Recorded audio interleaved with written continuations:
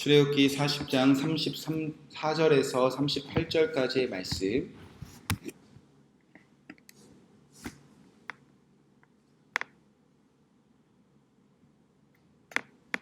하나님의 말씀을 제가 봉독해 드리도록 하겠습니다. 구름이 회막에 덮이고 여호와의 영광이 성막에 충만하매 모세가 회막에 들어갈 수 없었으니 이는 구름이 회막 위에 덮이고 여호와의 영광이 성막에 충만함이었으며, 구름이 성막 위에 떠오를 때에는 이스라엘 자손이 그 모든 행진하는 길에 앞으로 나아갔고, 구름이 떠오르지 않을 때에는 떠오르는 날까지 나아가지 아니하였으며, 낮에는 여호와의 구름이 성막 위에 있고 밤에는 불이 그 구름 가운데 있음을 이스라엘의 온 족속이 그 모든 행진하는 길에서 그들의 눈으로 보았더라. 아멘. 하나님의 말씀입니다. 오늘은 출애굽기 40장 34절에서 38절 말씀, 그들의 눈으로 보았더라 라는 말씀 제목 가지고 함께 이 말씀을 예수님의 이름으로 붙잡고 기도하도록 하겠습니다. 자, 이제 출애굽기의 마지막 시간입니다. 제가 설교문을 살펴보니까 한 150편의 설교를 했더라고요. 그렇게 시작된 출애굽기가 이제 마지막에 있습니다. 혹시 이전의 설교가 궁금하신 분들은요, 부족한 설교지만 유튜브에 찾아보시면 올라와 있습니다. 근데 찾기가 너무 어려워서요, 잘 찾아서 한번 궁금하신 내용들이 있으면 한번 부족하지만 함께 보셔도 좋을 것 같습니다. 자, 출애굽기를 기억해 보면요, 이 출애굽기의 시작은 이스라엘 백성들의 고통으로 시작됩니다. 그리고 이스라엘 백성들의 부르짖음으로 시작합니다. 바로 하나님의 백성들이 시간이 많이 지나자 하나님이 아닌 바로 왕을 섬기면서 그 바로 왕의 말을 듣고 사는 그들에게 말할 수 없는 고통이 가득했고, 그 부르짖음으로 시작한다는 거죠. 출애굽기 2장 23절 25절에 보면 그때 하나님이 그들을 기억하셨다 기록되어져 있습니다. 여러 해 후에 애굽 왕은 죽었고 이스라엘 자손은 고된 노동으로 말미암아 탄식하며 부르짖으니, 그 고된 노동으로 말미암아 부르짖는 소리가 하나님께 상달된지라. 하나님이 그들의 고통 소리를 들으시고 하나님이 아브라함과 이삭과 야곱에게 세운 그의 언약을 기억하사 하나님이 이스라엘 자손을 돌보셨고 하나님이 그들을 기억하셨더라. 아멘. 하나님이 우리의 고통 소리를 듣고 계신다는 겁니다. 그리고 언약을 기억하시고 우리를 기억하신다는 겁니다. 설사 우리가 하나님이 아닌 다른 신을 섬기다, 하나님이 아닌 다른 우상을 섬기다, 그렇게 시작된 우리의 고통 가운데서도 하나님은 언약을 지키시는 분이시고 하나님은 우리를 사랑하시는 분이기 때문에 우리를 기억하신 분이라는 겁니다. 그래서 하나님은 바로 왕을 섬기던 이스라엘을 기억하시고 그들을 바로의 손에서 구원하셨습니다.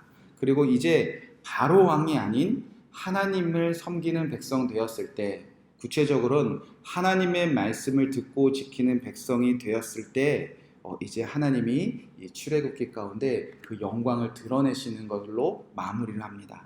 자, 이제 바로왕이 아닌 하나님의 말씀을 잘 듣고 지키는 백성이 되었다는 증거가 우리가 계속해서 살펴본 그 성막이었습니다.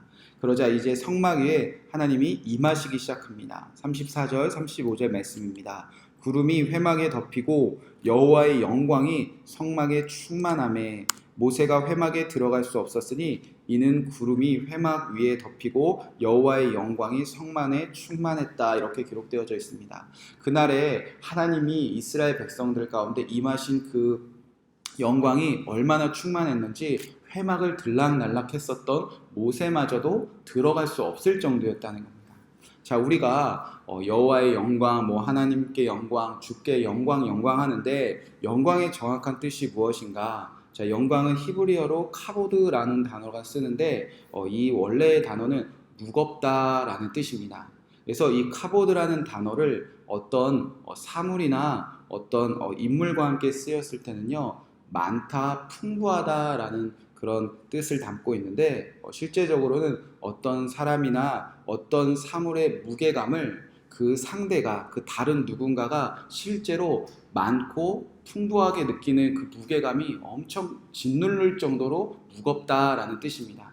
따라서 여호와의 영광이라고 말한다면 멀게만 느껴졌던 하나님이 진짜 살아계실까? 내가 고통 속에 부러지는데 정말 하나님 뭐하고 계실까? 그랬던 한 사람에게 이제 우리가 견디지 못할 무게감으로 하나님이 실제로 이곳에 임하시는 사건을 뜻한다는 겁니다.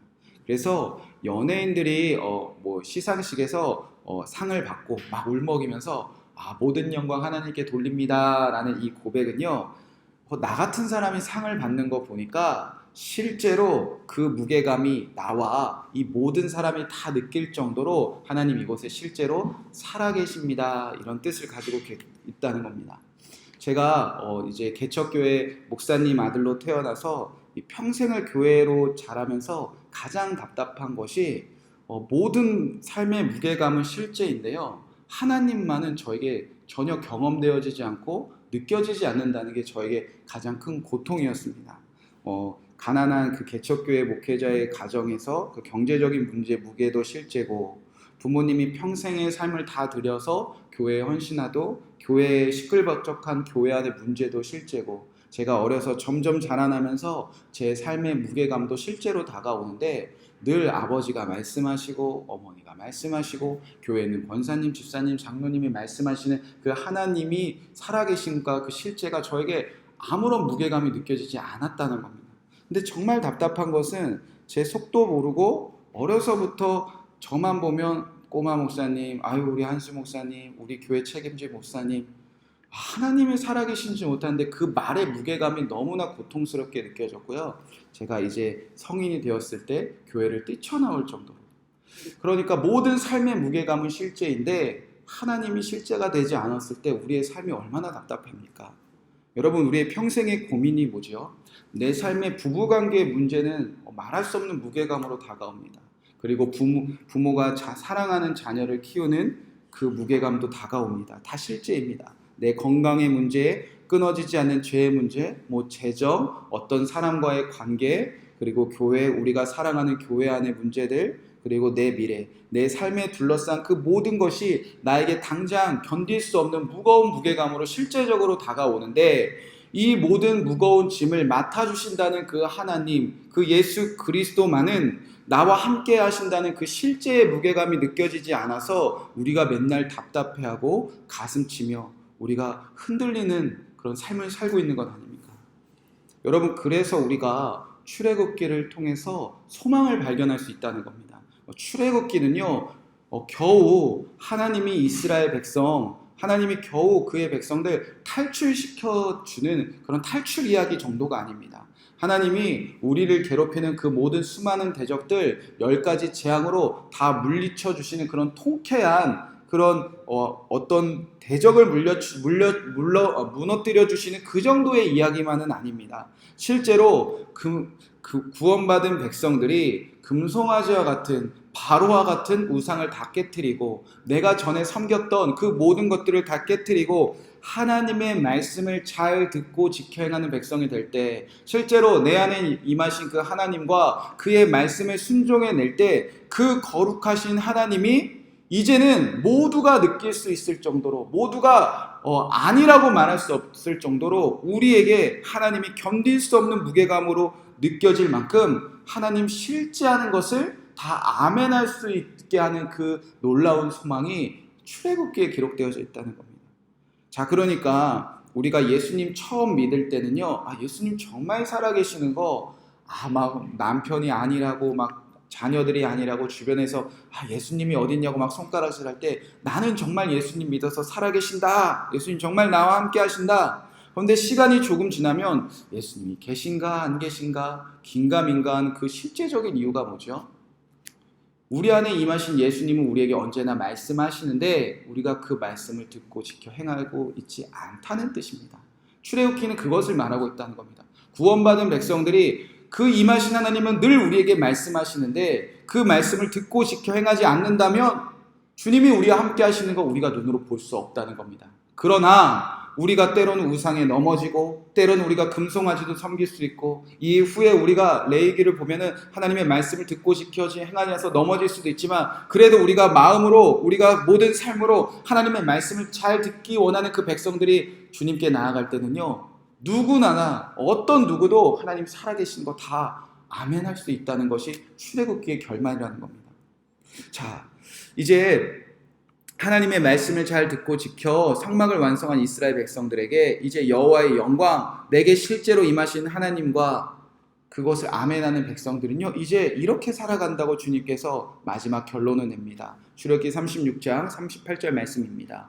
구름이 성막 위에서 떠오를 때에는 이스라엘 자손이 그 모든 행진하는 길에 앞으로 나아갔고 구름이 떠오르지 않을 때에는 떠오르는 날까지 나아가지 아니하였으며 구름이 떠오르면 행진하고 구름이 떠오르지 않으면 멈추고 하나님이 가자 하면 가고 하나님이 며칠이고 계속 가보자 하면 계속 따라가보고 하나님이 여기서 멈추자 하면 며칠이고 멈춰서 있고 정말 하나님 잘 믿는 사람들은요, 내게 임한 하나님이 가자면 가고 인도하는 대로 따라가는 사람이라는 겁니다.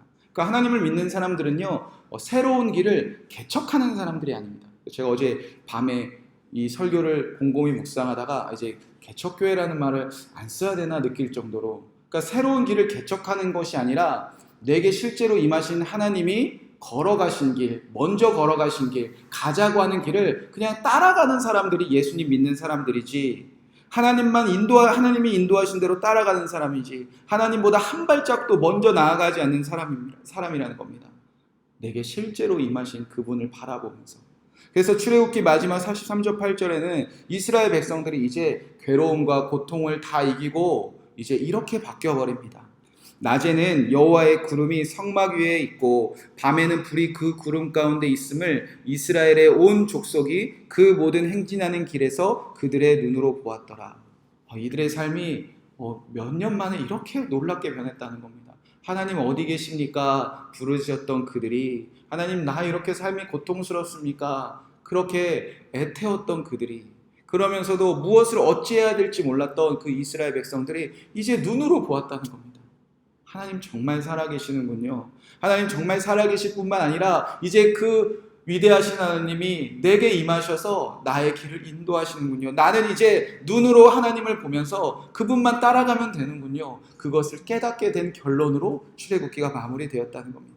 매일매일 광야의 길을 걸어도 여호와의 영광이 충만하고 매일매일 내가 어떻게 살아야 되는지 몰라도 여호와의 영광이 충만하고 그 하나님을 눈으로 바라보며 그의 길을 따라가는 이 삶이야말로 여러분 얼마나 축복된 일입니까? 여러분 당장 오늘 이 교회 문 밖을 나가서 우리 어떻게 살지 모르잖아요. 우리 어떤 일이 벌어질지 모르잖아요. 근데 그의 말씀을 듣고 지켜 행하는 분은 하나님을 눈으로 보며 실제하신 그 하나님의 길을 쫓아가는 오늘 충만된 삶을 살아간다는 겁니다. 사랑하는 성도 여러분, 하나님은 저와 여러분의 부르짖음과 고통에 반드시 응답하십니다. 죄에 빠진 자, 우상을 섬기는 자, 바로를 섬기는 자의 고통과 부르짖음에도 응답하십니다. 그리고 언약을 기억하시고 여러분의 한 사람 한 사람 다 기억하시고 여러분에게 임하기 원하시는 하나님이십니다. 우리가 해야 될 것은 한 가지입니다. 바로 순종입니다. 그의 말씀을 듣고 지켜 행한다면 우리는 오늘도 그분을 눈으로 바라보며 그분을 정말 우리의 실제의 눈으로 바라보며 그분의 뜻을 따라 살아갑니다. 저와 여러분은 이제 하나님의 말씀을 잘 듣고 지켜 행하는 백성이 되어 오늘 우리에게 주어진 삶 가운데 하나님을 눈으로 보며 그가 가자 하면 가고 그가 멈추자 하면 멈추는 이 놀라운 출애굽기의 그 놀라운 축복이 저와 여러분에게 이루어진 것을 아멘으로 응답하는 귀한 성도님들 되시기를 주님의 이름으로 간절히 축복의 말씀을 드립니다. 다음 주 월요일부터는 이제 레위기 설교가 시작됩니다. 혹시 시간이 되시는 분들은 레위기를 한번 읽어 오신다면 더 이해하기 좋으실 것 같습니다. 자, 이 말씀 붙잡고 이제 우리가 함께 기도하도록 하겠습니다. 구름이 회막이 덮이고 여호와의 영광이 성막에 충만하며 실제로 하나님의 말씀을 잘 듣고 지켜 행하는 백성, 그 열매의 성막을 맺은 백성들에게 여호와의 영광이 충만했습니다. 하나님이 그 누가 가르쳐줘서가 아니라 목사님이 말하고 믿음이 좋은 사람이 말해서가 아니라 내가 이제 그 무게감을 견딜 수 없을 정도로 느끼는 한 사람, 경험되어지는 한 사람, 눈으로 보는 한 사람 되었다는 겁니다. 우리가 먼저 기도할 때 하나님 말씀하여 주시옵소서, 내가 그 말씀을 잘 듣고 지켜 행하는 하루가 되기 원합니다. 순종하겠습니다. 주여 여호와의 영광 나에게 보여주시옵소서. 그렇게 기도하시기 바랍니다. 두 번째로 기도할 때는 여러분의 가정 위해서 기도하시기 바랍니다. 하나님, 우리 가정을 하나님이 인도하시는 가정 되게 하여 주옵소서. 우리 가정이 하나님 말씀을 잘 듣고 지켜 행하는 백성이 되어 하나님이 말씀하시면 걸어가고 하나님이 멈추라 하면 멈추는, 그렇게 하나님의 인도하심을 따라가는 우리 가정 되게 하여 주옵소서. 세 번째로는 다음 세대들과 우리 자녀들을 위해서 기도하도록 하겠습니다. 하나님, 우리 자녀들이 하나님의 말씀 듣고 자라는 자녀들 되게 하여 주옵소서. 영적인 부모가 없는 다음 세대들을 위해서 우리가 대신해서 기도합니다. 그 아이들의 학교와 직장이나 삶의 자리에서 하나님의 말씀이 울려 퍼져서 이 광야 같은 인생길에서 하나님 쫓아가는, 하나님만 따라가는 우리 자녀들 되게 하여 주시옵소서. 그들이 하나님을 눈으로 보며 살아가게 하여 주시옵소서. 마지막으로 한국 교회를 위해서 기도하겠습니다. 하나님, 한국 교회 안에, 그리고 우리가 섬기는 교회 안에, 그리고 우리가 기도하는 오늘 더처치 교회 안에 여호와의 영광이 충만히 임하게 하여 주시옵소서. 그리하여 이곳에 오는 성도들이 하나님을 맛보고 하나님의 살아계심을 눈으로 보고 그의 각자 가정으로 돌아가, 집으로 돌아가 주님의 인도하심을 따라가는 성도들 될 수 있도록 주여 한국 교회 안에, 우리가 섬기는 교회 안에 살아계신 하나님 충만히 임하여 주시옵소서. 우리 함께 합심하여 기도하시고 여러분의 기도 제목들 주님께 기도하실 때에 주님이 언약을 기억하시고 여러분 기억하셔서 응답하시고 말씀하실 것입니다. 우리 함께 합심하여 기도하시고 평안한 마음으로 돌아가시기 바랍니다. 기도하겠습니다. 사랑과 은혜가 많으신 주님, 오늘 우리 안에 여호와의 영광이 임하게 하여